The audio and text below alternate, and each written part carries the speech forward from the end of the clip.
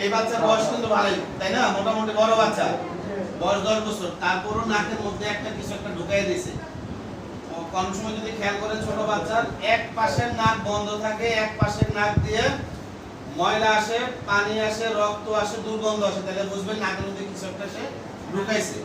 এটা 3-4 দিন হয়ে গেছে এটা ঢুকাইছে। তো এই ভালো যে আমাদের হাসপাতালে নিয়ে আসছে, আমরা দেখি চেষ্টা করে বের করা যায় কিনা, ঠিক আছে? বাচ্চাদের ছোটখাটো খেলা জিনিস দেওয়ার আগে একটু সাবধানে দেখতে হবে।